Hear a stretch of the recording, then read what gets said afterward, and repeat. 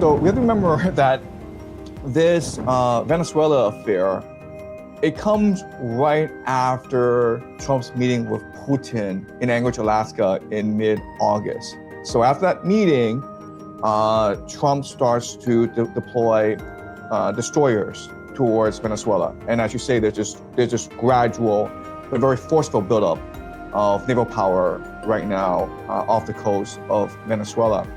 This analysis contains several compelling points that are usually less discussed.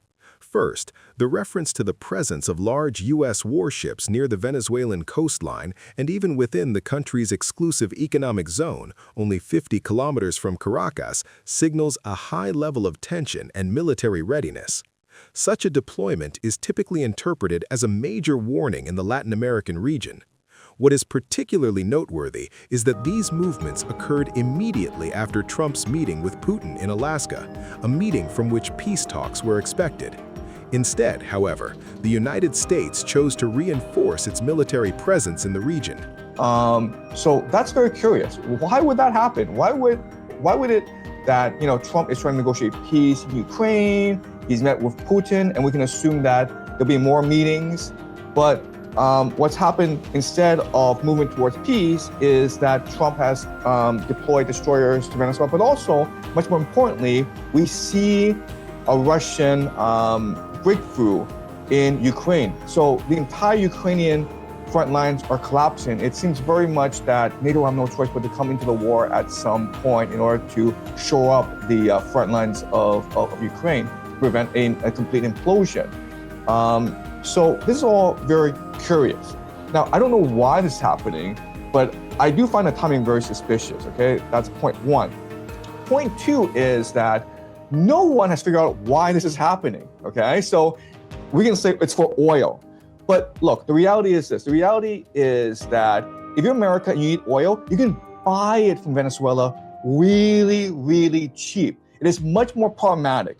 It is much more expensive, much more consequential for you to go invade a country to steal its oil than to just, buy off the elite and bribe the elite and steal its oil, okay? In addition, the analysis offers a deeper examination of the real reasons behind these maneuvers. Contrary to popular belief, oil alone cannot adequately justify them, since oil extraction and refining in Venezuela are extremely complex and costly. Moreover, a potential war in Venezuela would not only be militarily irrational, but could also trigger broader crises across Latin America. Countries such as Cuba and Nicaragua would likely become involved, forcing the United States into prolonged and expensive conflicts. That's what America's been doing for the past 100 years. It's worked out really well. So why would you go invade Venezuela? Also, the oil issue is problematic because oil is actually pretty capital intensive to refine in Venezuela. You need a lot of pretty high-grade technology. It's very capital intensive, it's labor intensive, it's cost prohibitive, and that's why Venezuela has not risen to the ranks of great oil powers in the way that Saudi Arabia has. Another point that receives little attention is the issue of an internal conflict among American elites, nationalists versus globalists, and the role of drug trafficking as a financial resource for these elites. This perspective suggests that the military movements may be less about Venezuela itself and more about an internal power struggle within the United States aimed at controlling or disrupting drug trafficking flows. Ultimately, the idea that the United States is seeking limited operations, particularly against Mexican drug cartels, rather than a direct attack, is a perspective that rarely appears in mainstream analyses, yet seems both significant and realistic. So I know that Venezuela has the world's largest oil reserves, but it's pretty hard to access, pretty expensive to access it. So the oil thing doesn't really make sense. Now, some people say, well, it's just geopolitical in that, Russia is about to win the war in Ukraine. And so America needs to show off its hegemony by beating up Venezuela. Following the meeting between Trump and Putin in Alaska, U.S. warships were dispatched toward the Venezuelan coast. This development raises serious questions about Washington's true objectives. Why, while Trump claims to be pursuing negotiations for peace in Ukraine, are U.S. warships being sent to a region geographically far removed from Ukraine? This contradiction in U.S. foreign policy points to complex struggles within the ruling power structure and possibly factional competition among political elites. Furthermore, the U.S. military presence in a region traditionally considered within the sphere of influence of Russia and China can be interpreted as a message to these powers that Washington still has the capacity to exert pressure in its own backyard. This reflects a clear contradiction between U.S. diplomatic rhetoric and its practical actions, an issue that warrants deeper scrutiny and criticism. Well, yeah, I understand that argument, but it doesn't really make sense either because, like, who would take you seriously if you go invade Venezuela? Also, remember that Venezuela, it's mountainous. So it's very hard to invade and occupy and defend Venezuela. So you could go and attack Venezuela, that's fine, but what does that really get you? And also, it could turn into a quagmire where you have troops in Venezuela, and they are attacked by guerrilla warfare, by asymmetrical warfare. So from a military perspective, attacking Venezuela doesn't really make any sense. It really doesn't get you anything, okay? Also, if you attack Venezuela, you're going to create a dumpster fire in Latin America. Professor Jiang Xueqin rightly argues that oil, despite Venezuela's vast reserves, is not a rational or economically sound reason for attacking or occupying the country.